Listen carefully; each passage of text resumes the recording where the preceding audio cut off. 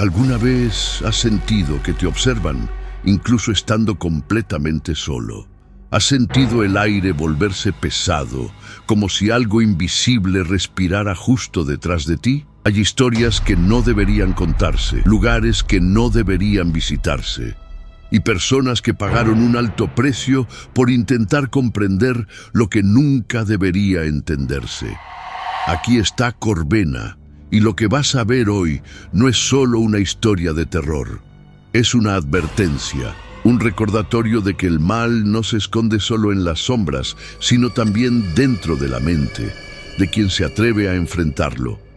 Así que, antes de continuar, suscríbete al canal, deja un like y comenta abajo desde qué ciudad y a qué hora estás viendo esto, solo para saber dónde te encontrará el miedo primero. Respira hondo y apaga las luces.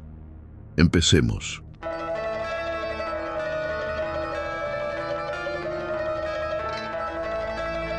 Nunca creí en cartas del más allá, hasta el día en que recibí una.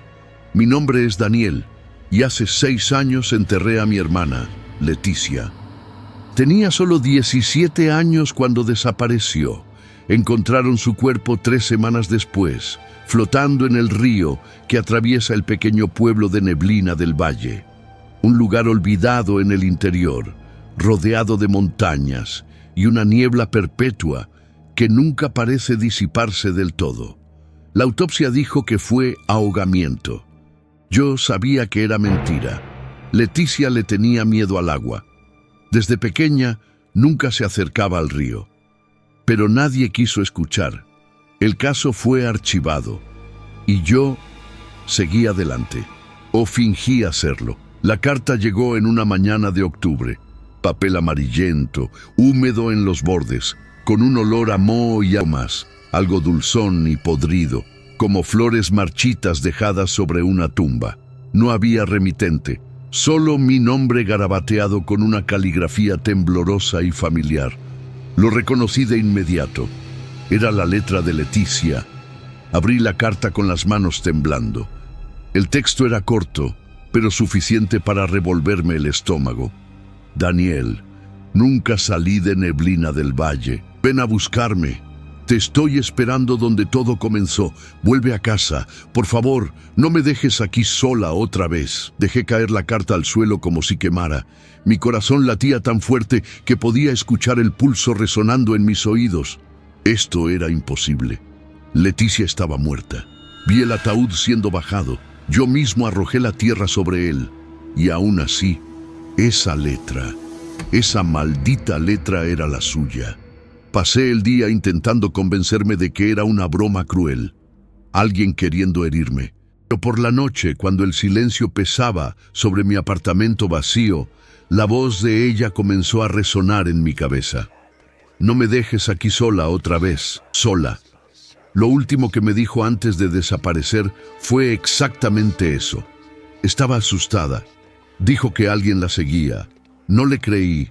Pensé que era paranoia adolescente. Ahora estaba muerta. 3 días después, estaba en la carretera de regreso a Neblina del Valle. No le conté a nadie. No había a quién contarle. Mis padres se separaron tras su muerte y yo me había aislado. La culpa es algo solitario.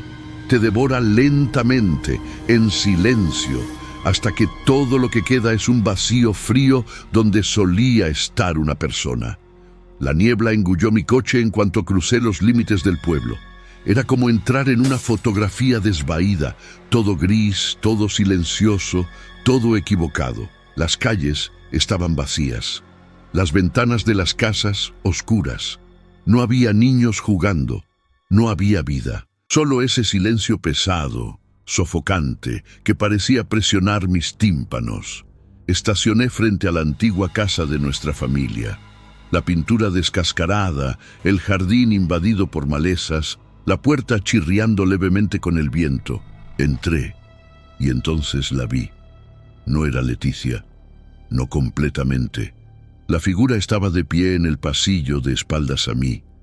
Llevaba el mismo vestido blanco que mi hermana usaba el día que desapareció, ahora manchado, rasgado empapado como si acabara de salir del agua. El cabello oscuro colgaba en mechones húmedos sobre los hombros.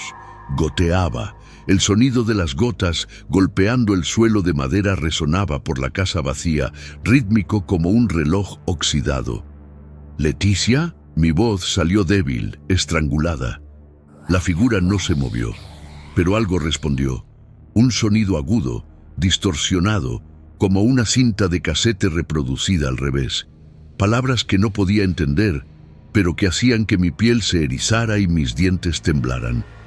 Era su voz, pero rota, distorsionada, equivocada. Di un paso atrás y mi pie aplastó algo en el suelo.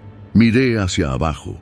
Fotografías, decenas de ellas esparcidas por el pasillo, fotos antiguas de nuestra familia, pero en todas el rostro de Leticia estaba tachado con algo rojo oscuro, arañado, borrado, y en las esquinas de las fotos escrito a mano con la misma tinta roja: «Tú la dejaste».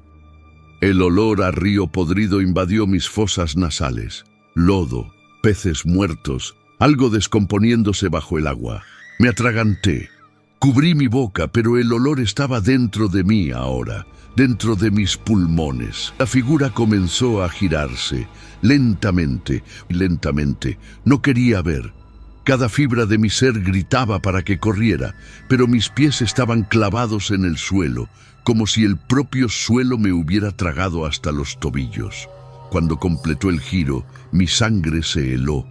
El rostro era el de Leticia, pero la piel estaba demasiado pálida, verdosa, hinchada por el agua. Los ojos eran dos agujeros negros que destilaban algo viscoso. La boca estaba abierta, demasiado abierta, la mandíbula desencajada, revelando dientes podridos y una lengua morada colgando hacia afuera. Y entonces sonrió. Una sonrisa torcida, imposible, que rasgó la piel en los bordes de los labios. «Tú me dejaste sola».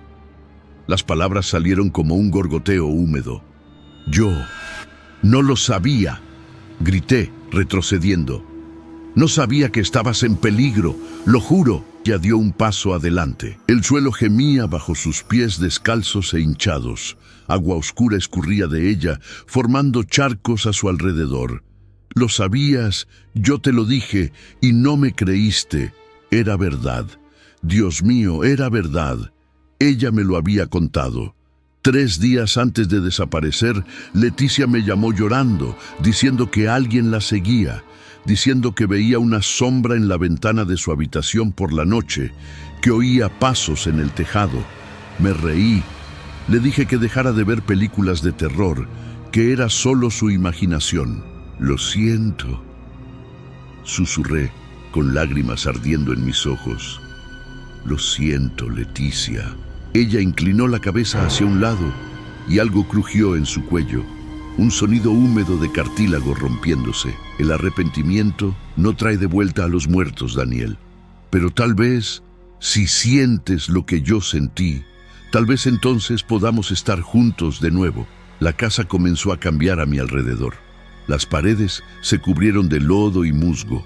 El olor a podredumbre se intensificó hasta que apenas podía respirar. Escuché sonidos, susurros húmedos viniendo de las paredes, arañazos metálicos desde el piso de arriba, respiraciones pesadas y húmedas resonando por todas partes. Y entonces lo vi. A través de una grieta en la pared que ahora pulsaba como carne viva, vi el río. Pero no era el río que conocía, era negro, viscoso, y cosas se movían bajo la superficie.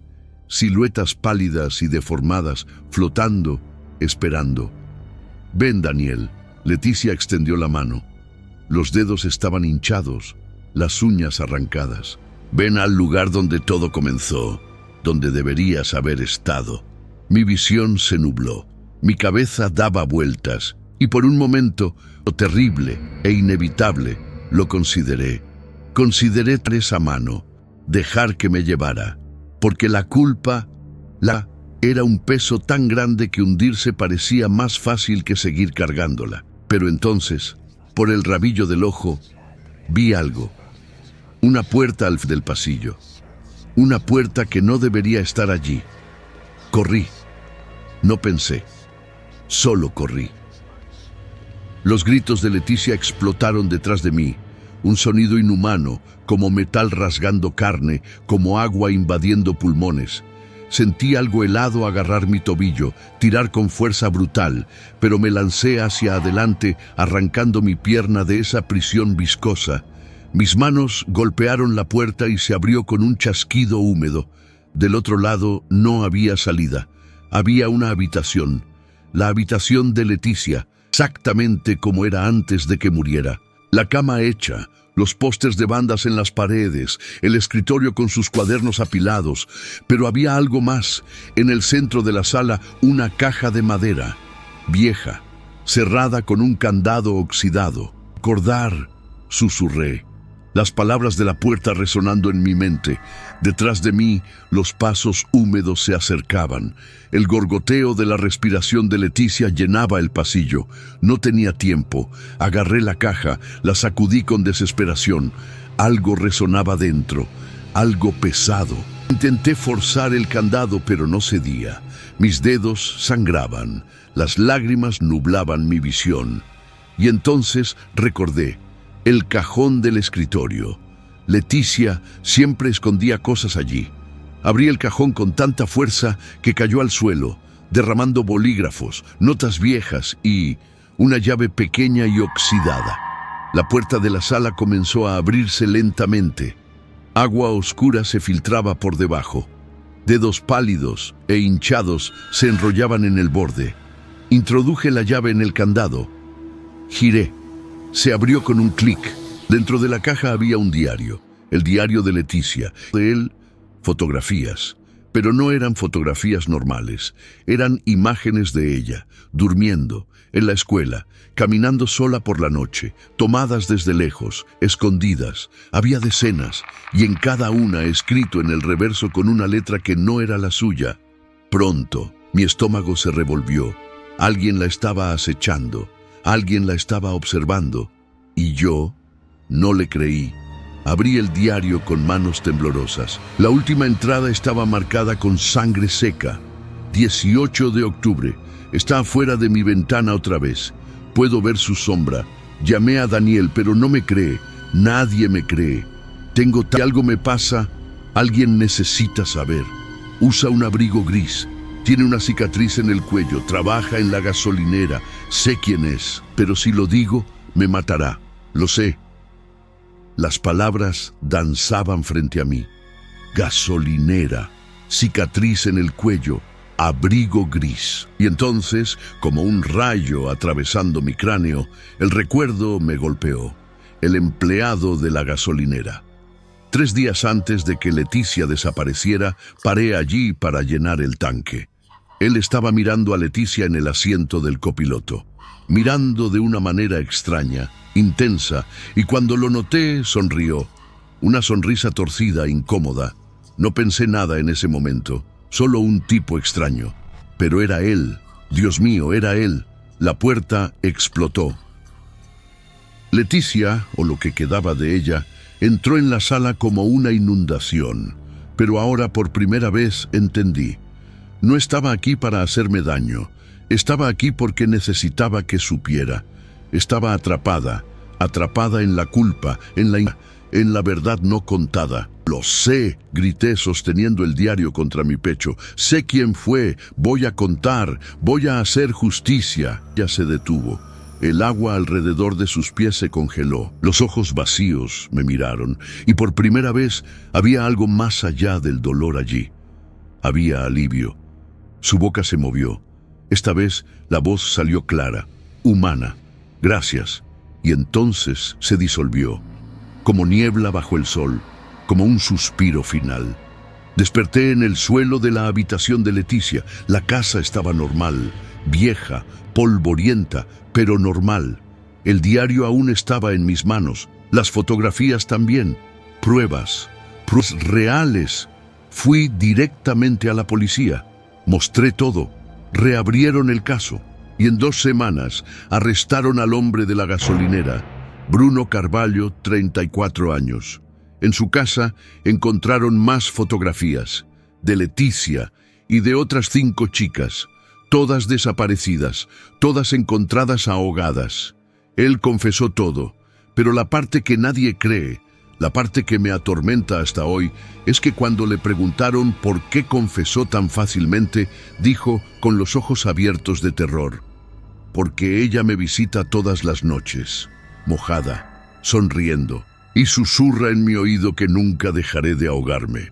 Leticia está en paz ahora, lo siento, pero yo nunca olvidaré ese lugar, esa casa, esa carta, porque hay cosas en este mundo que no mueren, hay verdades que se niegan a ser enterradas, y hay culpas que solo pueden lavarse cuando finalmente decides enfrentar lo que siempre supiste, pero tuviste demasiado miedo de admitir.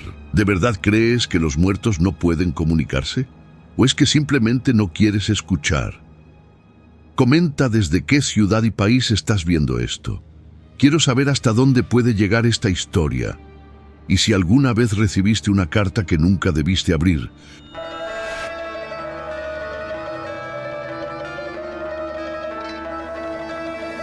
Mi nombre es Rodrigo y hace 3 meses compré un apartamento que nadie quería. El precio era ridículo, la mitad del valor de mercado. Ubicación excelente, estructura impecable, completamente amueblado. La inmobiliaria fue extrañamente insistente en que cerrara el trato rápido. Debería haber sospechado, pero estaba desesperado. Acababa de salir de una relación destruida, había perdido mi trabajo y necesitaba empezar de nuevo. Ese apartamento parecía una bendición. La primera noche no pude dormir. No era ruido, no eran los vecinos, era el silencio. Un silencio tan denso, tan absoluto, que parecía succionar el aire de mis pulmones. Y había algo más. Una sensación constante de estar siendo observado. Giraba la cabeza rápidamente, esperando atrapar a alguien mirándome, pero no había nadie. Solo muebles cubiertos de polvo, sombras largas proyectadas por la luz débil de la calle y ese maldito espejo. El espejo ocupaba toda la pared del dormitorio, enorme, antiguo. El marco era de madera oscura, tallado con figuras grotescas, rostros distorsionados, manos gritando en agonía, ojos vacíos que parecían seguirme. Intenté quitarlo de la pared al segundo día. Imposible, estaba fijado con tornillos que no cedían, como si estuvieran soldados a la propia estructura del edificio. Es solo un espejo, me decía, solo vidrio y madera. Pero los espejos no deberían hacerte sentir así, no deberían hacer que tu estómago se revuelva cada vez que pasas por ellos, no deberían mostrar cosas. Empezó de manera sutil, un movimiento por el rabillo del ojo, una sombra que no correspondía a la mía. Me giraba y todo estaba normal. Mi reflejo estaba allí, exactamente donde debía estar, con la misma ropa, haciendo los mismos gestos. Pero había algo en la expresión, en los ojos. Mi reflejo me observaba con una intensidad que no sentía, como si estuviera estudiando cada movimiento mío, esperando. En la primera semana comencé a evitar el espejo. Lo cubrí con una sábana. Por la noche, cuando despertaba sudado y jadeante de pesadillas que no podía recordar, la sábana estaba en el suelo. Siempre. Y el espejo me miraba, vacío y hambriento. Fue en la segunda semana cuando las cosas cambiaron. Desperté a las 3 de la madrugada con la sensación de dedos helados acariciando mi nuca. Me giré bruscamente. Nada.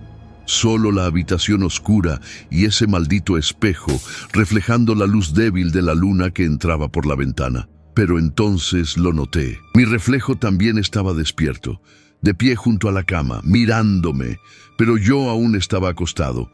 Mi corazón se aceleró. Parpadeé con fuerza, frotándome los ojos. Cuando volví a mirar, mi reflejo estaba normal, acostado como yo, misma posición, misma respiración jadeante. Solo una pesadilla, murmuré. Todavía estoy medio dormido, pero en el fondo lo sabía. Sabía que algo estaba mal en ese apartamento, algo que había comenzado a despertar en el momento en que crucé esa puerta. Intenté descubrir la historia del lugar. La inmobiliaria no quiso hablar. Los vecinos desviaban la mirada cuando preguntaba, hasta que encontré a doña Iris, la señora del apartamento de al lado. Tenía 80 y tantos años, ojos acuosos pero lúcidos, y una expresión de profunda pena cuando mencioné de dónde venía. «Vives en el apartamento del espejo», dijo, santiguándose. «¿Qué pasó aquí?», pregunté. Ella dudó, luego suspiró, como quien carga un secreto demasiado pesado. El hombre que vivía allí antes, Mauricio era su nombre, artista, pintor, talentoso, decían, pero atormentado.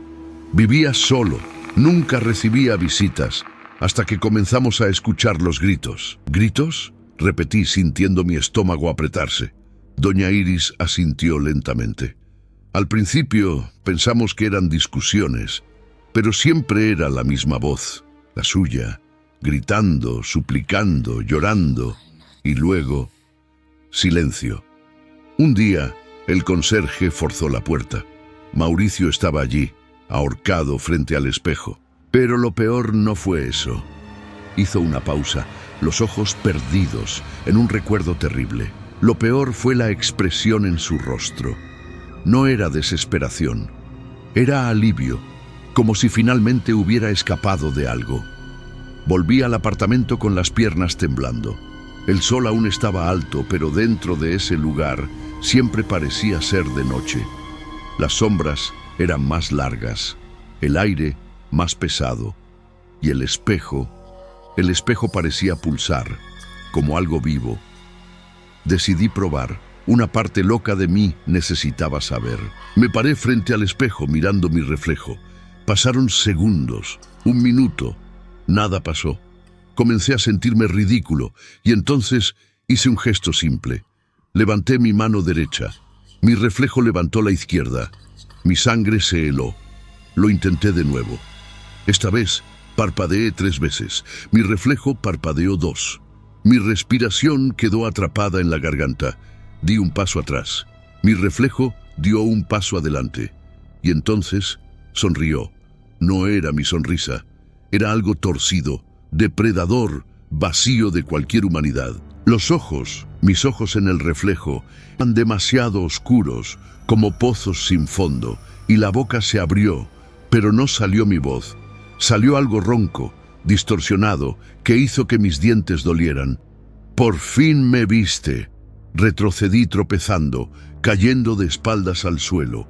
Mi reflejo siguió allí, de pie, observando, esperando, y entonces, lentamente, comenzó a moverse por el espejo, no caminando, deslizándose, como si el vidrio fuera agua y él estuviera nadando a través de él hacia mí. Grité. Me arrastré hacia atrás hasta chocar con la pared. Cerré los ojos con fuerza, rezando para que, al abrirlos, todo hubiera vuelto a la normalidad. Cuando los abrí, mi reflejo estaba exactamente donde debía estar, en el lugar correcto, imitando mis movimientos. Normal. Pero algo había cambiado. Podía sentirlo. La presencia ya no estaba solo en el espejo, estaba en el apartamento. Conmigo. Esa noche cerré la puerta del dormitorio e intenté dormir en la sala. Imposible. Cada sonido, el crujido del suelo de madera, el viento golpeando la ventana, el zumbido lejano del refrigerador, parecía cargado de intención, como si la propia casa estuviera respirando. A las 2 de la madrugada escuché pasos. Venían del dormitorio, lentos, deliberados, pasos que sonaban exactamente como los míos. La puerta del dormitorio comenzó a abrirse, centímetro a centímetro. El chirrido de las bisagras, la sala vacía como uñas en un ataúd. Y entonces, a través de la rendija, lo vi. Era yo, o algo que parecía conmigo. Vestía la misma ropa que había usado durante el día, pero había algo profundamente equivocado. Los movimientos eran demasiado mecánicos, la piel demasiado pálida, y los ojos eran negros, completamente negros, sin iris, sin pupila, solo vacío. ¿Qué quieres? Mi voz salió como un susurro estrangulado. La cosa que tenía mi rostro inclinó la cabeza hacia un lado, demasiado lejos. El cuello crujió con un sonido húmedo. Quiero chinar. Mauricio casi lo logró. Él entendió. Entendió que el reflejo no es solo una imagen, es realmente eres, todo lo que escondes, todo lo que niegas. ¡No escondo nada!, grité, retrocediendo hasta chocar con la pared. La criatura rió. Un sonido hueco, sin alegría. ¡No! ¿Por qué estás aquí, Rodrigo? ¿Por qué huiste? ¿Por qué abandonaste a Elena cuando más te necesitaba, cuando te suplicó que te quedaras? Elena, mi exprometida. El nombre atravesó mi pecho como una cuchilla. Ella estaba enferma, continuó la criatura, dando pasos lentos hacia mí. Depresión, ansiedad, y tú no lo soportaste. No quisiste cargar ese peso. Entonces huiste, la dejaste sola, la dejaste... ¡Cállate!, grité, tapándome los oídos. Pero la voz continuaba. Ya no venía de la criatura. Venía de dentro de mi cabeza, de dentro de mí. 3 semanas después de que fuiste, Elena se suicidó. Tomó todas las pastillas de una vez. Escribió una carta para ti, diciendo que entendía, que no te culpaba, pero nunca la leíste, ¿verdad?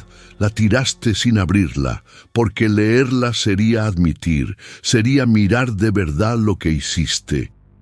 Lágrimas calientes corrían por mi rostro, mi cuerpo temblaba incontrolablemente. No sabía que ella iba a... Lo sabías, a centímetros de mí ahora.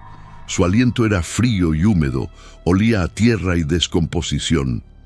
En el fondo, siempre lo supiste. Ahora tendrás que enfrentarlo. Agarró mi brazo, la mano estaba helada, los dedos fuertes como hierro, y comenzó a arrastrarme, de vuelta al dormitorio, de vuelta al espejo. Luché, Dios, cómo luché, pateé, grité, intenté soltarme, pero la criatura era demasiado fuerte, o tal vez yo simplemente no quería luchar de verdad. En el fondo, sabía que ella tenía razón. Me arrastró al dormitorio y me arrojó al suelo frente al espejo. Caí de rodillas, jadeante, y cuando levanté los ojos, vi. El espejo ya no reflejaba la habitación. Reflejaba otro lugar, un lugar que reconocí de inmediato, el apartamento de Elena.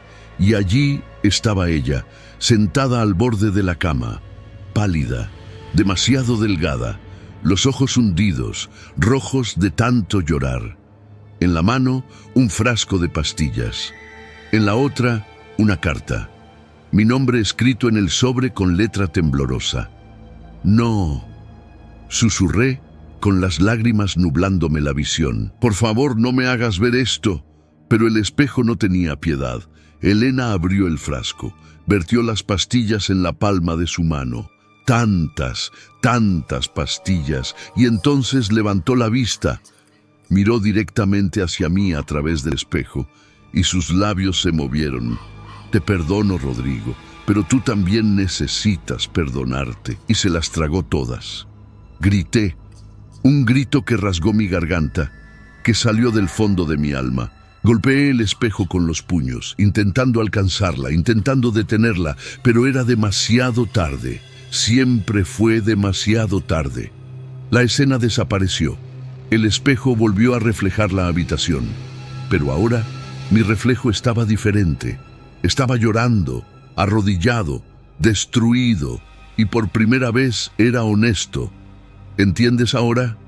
La voz de la criatura vino de detrás de mí, más suave ahora, casi gentil. El espejo no te muestra lo que quieres ver. Te muestra lo que necesitas ver. Mauricio vio sus propios demonios, sus propias fallas, y no pudo soportarlo. Pero tú aún puedes. Me giré para enfrentarla. La criatura aún tenía mi rostro, pero ahora parecía menos monstruosa, más humana, más real. ¿Qué hago?, pregunté, con la voz quebrada. Aceptas lo que hiciste, aceptas quién eres, y entonces eliges. Puedes quedarte atrapado aquí, huyendo de ti mismo como hizo Mauricio, o puedes salir, puedes vivir, Puedes cargar el peso, pero seguir adelante. Volví a mirar el espejo. Mi reflejo me miraba, esperando, y entendí. El espejo era una prueba. Siempre lo fue. No de valentía, sino de honestidad. Respiré hondo y dije las palabras que había enterrado demasiado profundo por demasiado tiempo. Abandoné a Elena. Sabía que estaba mal, sabía que me necesitaba, pero elegí huir porque tenía miedo. Miedo de no ser lo suficientemente fuerte. Miedo de que su dolor también me consumiera. Y ahora ella está muerta, por mi culpa. Las palabras salieron como veneno siendo expulsado. Dolió.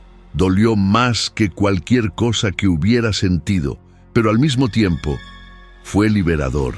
El espejo comenzó a agrietarse. Fisuras se extendieron por el vidrio como telarañas, y a través de las grietas vi luz. Luz verdadera, clara y cálida. La criatura sonrió.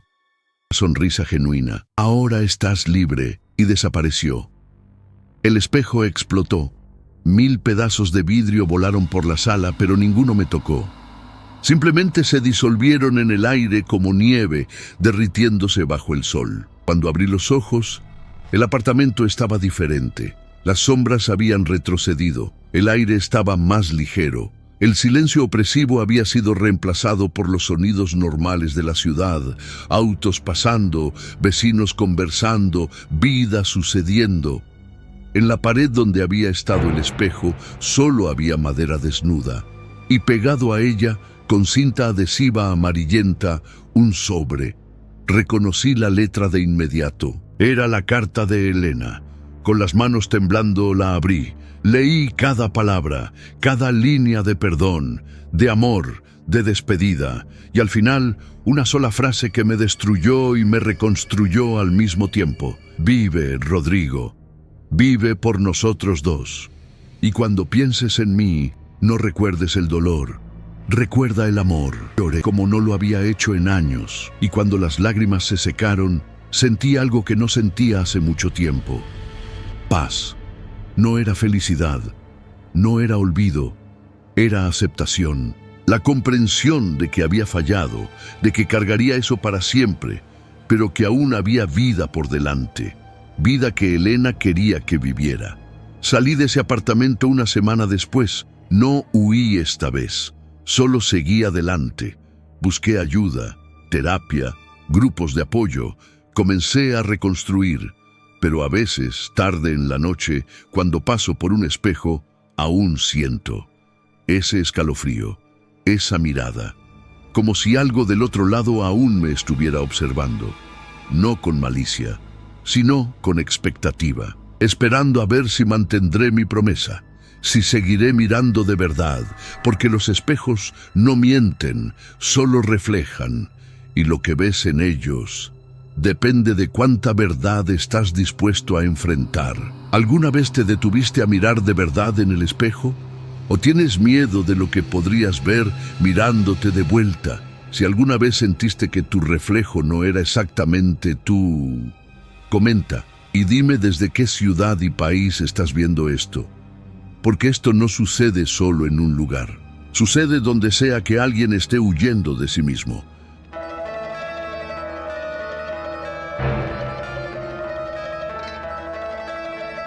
Mi nombre es Marcela y hace 2 años entré en una ciudad que no debería existir.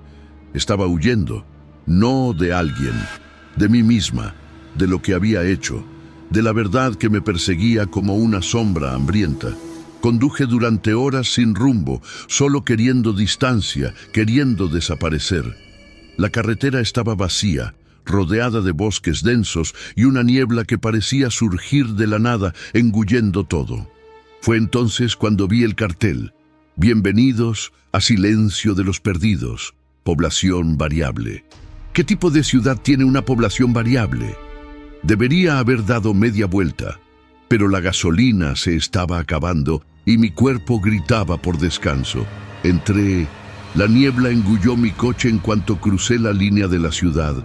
Era densa, húmeda, sofocante. Reduje la velocidad a casi nada, apenas pudiendo ver 3 metros adelante. Las calles estaban desiertas, casas de madera podrida alineadas a ambos lados, ventanas oscuras, puertas entreabiertas, no había luces. No había personas, solo ese silencio pesado que presionaba mis tímpanos como agua en grandes profundidades. Estacioné frente a lo que parecía ser un pequeño hotel. El letrero decía Posada Redención en letras desvaídas. Las luces estaban encendidas dentro, la única luz en toda la ciudad. Salí del coche. El aire estaba demasiado frío para octubre. Cada respiración que daba formaba nubes de vapor. Y el olor, Dios, el olor. Era de tierra mojada, herrumbre y pescado podrido que hacía que mi estómago se revolviera. La puerta de la posada chirrió cuando la empujé. El interior era antiguo, pero extrañamente limpio. Un mostrador de madera oscura, una escalera que llevaba al segundo piso y un hombre detrás del mostrador. Era flaco, pálido, con ojos hundidos que parecían no haber dormido en años. Cuando me vio, sonrió. Pero no era una sonrisa acogedora, era una sonrisa de reconocimiento. «Marcela», dijo, como si me estuviera esperando. Me congelé. «¿Cómo sabes mi nombre?» Inclinó la cabeza ligeramente. «Todos los que llegan aquí tienen un nombre, y todos llegan por la misma razón». Deslizó una llave por el mostrador. Número 7.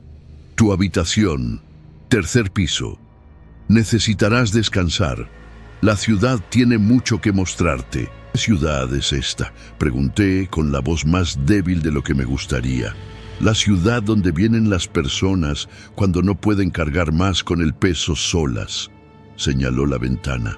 Ahí fuera, ella espera, y cuando estés lista, te mostrará por qué estás realmente aquí. Tomé la llave con las manos temblando, subí las escaleras. El pasillo era estrecho, iluminado por lámparas débiles que parpadeaban ocasionalmente. Las paredes estaban cubiertas de fotografías antiguas, rostros de personas que no conocía, pero había algo en esos rostros, algo roto, desesperado. Entré en la habitación número 7. Era simple. Una cama, una mesa, una ventana cubierta por cortinas pesadas.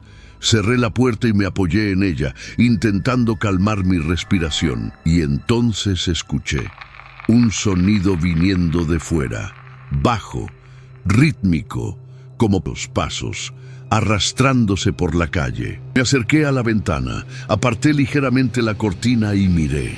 Mi sangre se heló. Había personas afuera, decenas de ellas, caminando por las calles empañadas, pero no eran personas normales. Sus cuerpos eran deformados, miembros torcidos en ángulos imposibles, piel estirada sobre huesos prominentes, rostros sin ojos o bocas rasgadas demasiado.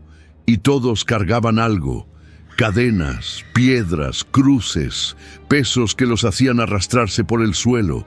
Y todos me miraban a través de la niebla, a través de la oscuridad, a través de las ventanas de sus rostros vacíos. Me miraban.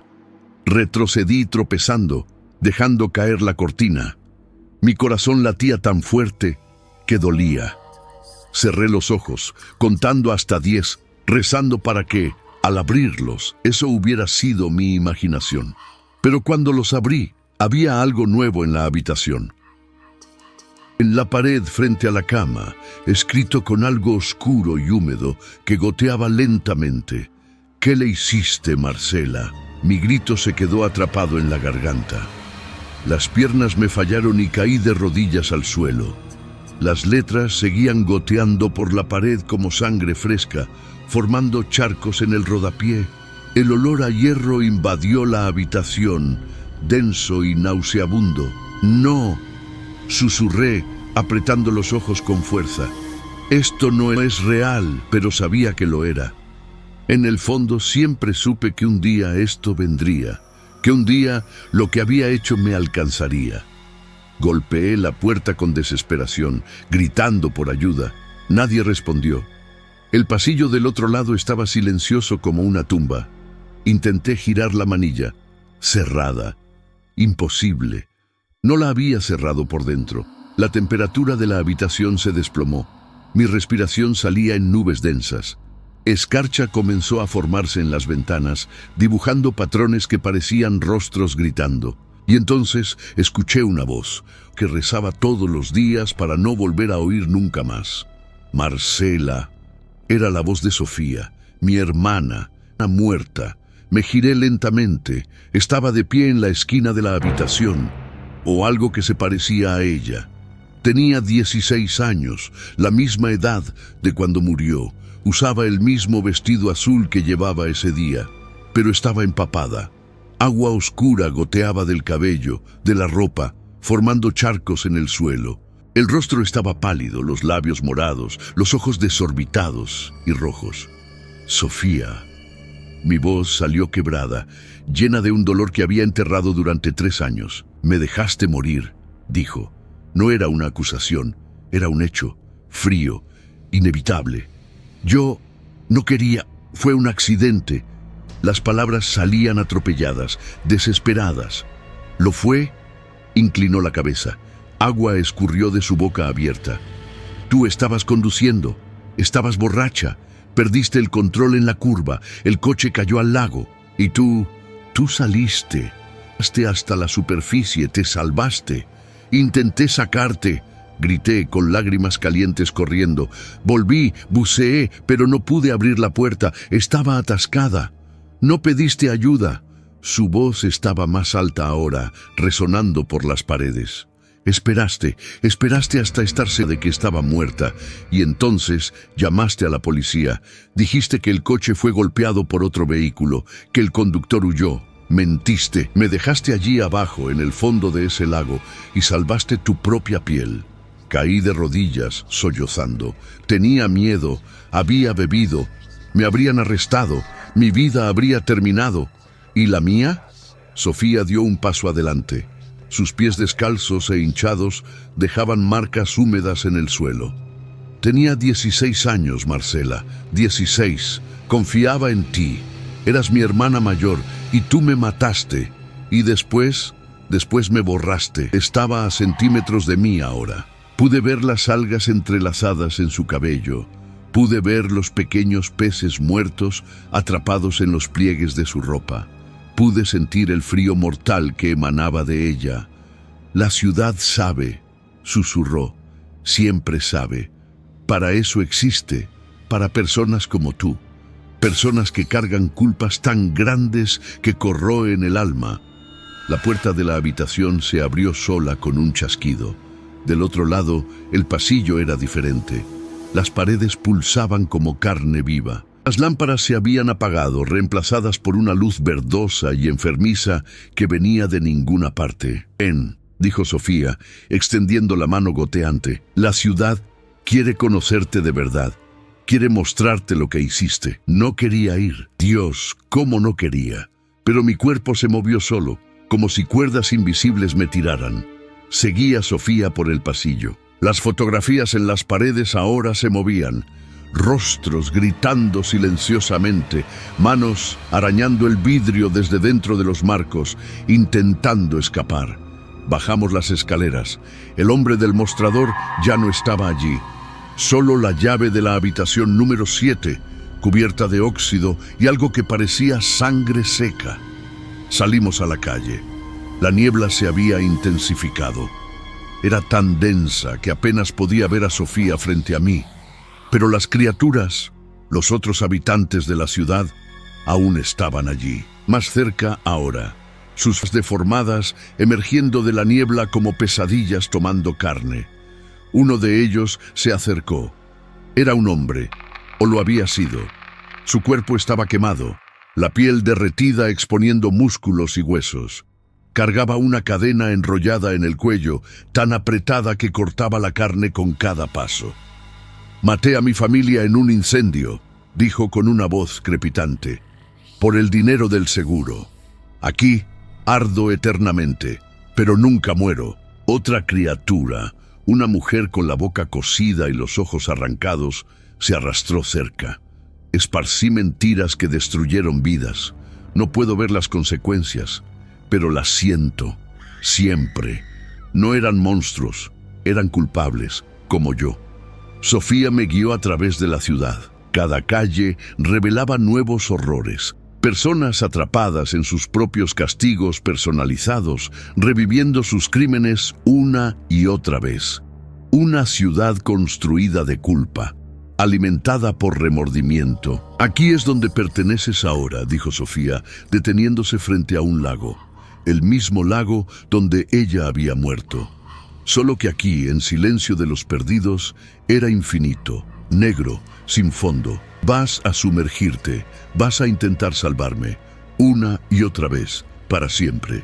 Y cada vez fallarás, cada vez sentirás lo que yo sentí, la desesperación, el miedo, la traición. Miré el agua, podía ver rostros bajo la superficie, cientos de ellos, todos ahogándose, todos gritando silenciosamente. Y entonces finalmente entendí. No, dije, mi voz salió firme por primera vez desde que entré en esa ciudad maldita. Sofía se detuvo, inclinó la cabeza con agua escurriendo de sus ojos vacíos. ¿Qué? Dije que no. Me levanté, enfrentando a mi hermana muerta. No voy a hacer esto.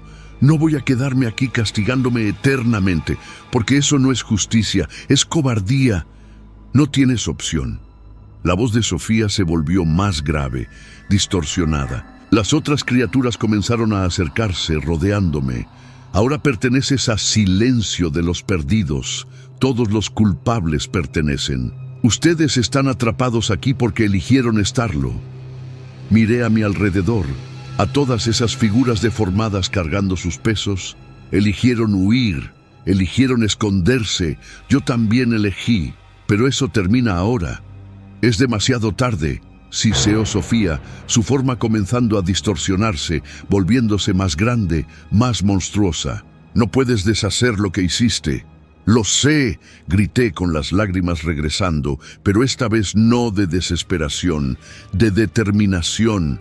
Sé que no puedo traerte de vuelta, sé que mentí, que lo encubrí todo, que dejé que mamá y papá creyeran una mentira mientras fingía sufrir. Sé que soy culpable. Mi voz resonó por la ciudad. Las criaturas se detuvieron. La propia niebla pareció dudar. Pero quedarme aquí, ahogándome eternamente, no cambia nada. No te trae de vuelta. No hace justicia. Es solo otra forma de huir. Respiré hondo, sintiendo algo cambiar dentro de mí. Voy a salir de aquí. Voy a volver y voy a contar la verdad. A mamá, a papá, a la policía.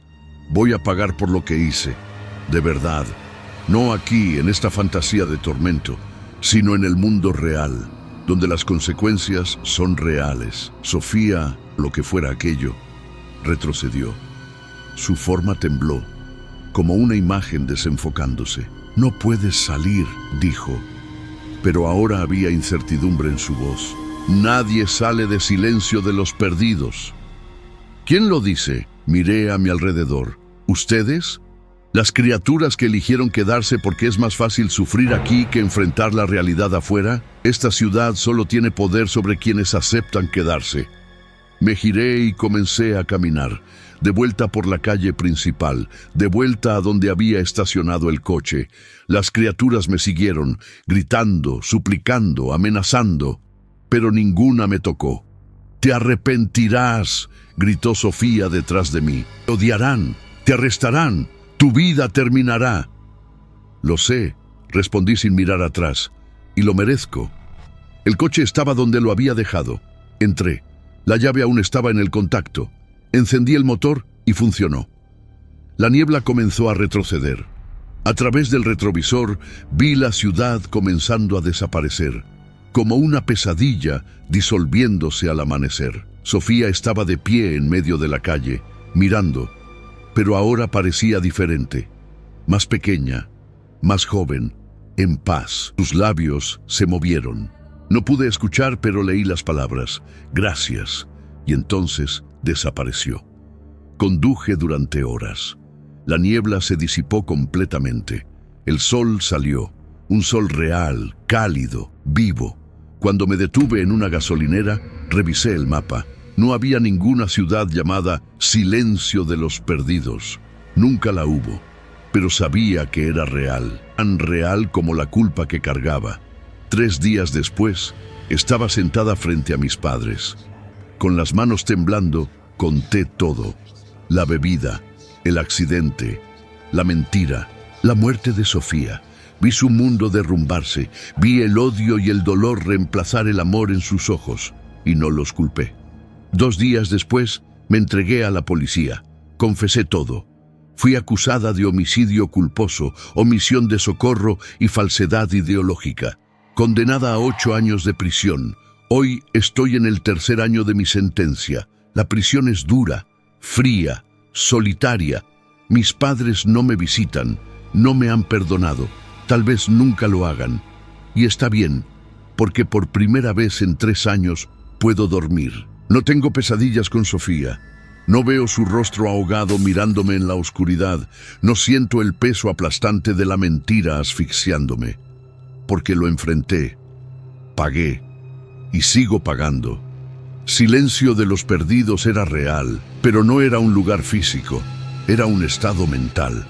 Un limbo construido de negación y huida, y la única forma de escapar era dejar de huir. A veces, por la noche, cuando el silencio de la celda se vuelve demasiado pesado, cierro los ojos y pienso en esa ciudad. Pienso en todas esas criaturas aún atrapadas allí, cargando pesos que nunca dejarán en el suelo, reviviendo sus crímenes eternamente porque tienen demasiado miedo de enfrentar las consecuencias reales. Y agradezco por haber encontrado el valor. Agradezco por haber elegido el dolor real en lugar del tormento eterno, porque el castigo sin redención no es justicia, es solo otra forma de infierno y yo me niego a morir en silencio de los perdidos.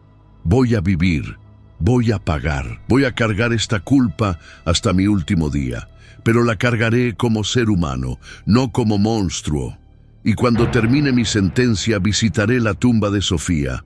Le contaré personalmente que finalmente tuve valor, que finalmente hice lo correcto y tal vez, un día pueda perdonarme. Pero hoy no. Hoy simplemente acepto lo que soy. Y eso, de alguna manera tortuosa y dolorosa, es libertad. Si alguna vez cargaste un secreto que casi te destruyó, comenta. Y dime, ¿desde qué ciudad y país estás viendo esto? Porque Silencio de los Perdidos no tiene dirección. Existe donde sea que alguien elija huir de la verdad. Y no olvides, deja un like, suscríbete y activa la campanita, porque lo que viene a continuación es aún más oscuro. Hay historias que gritan por ser olvidadas, pero nosotros, aquí, insistimos en escucharlas. Duerme bien, si puedes.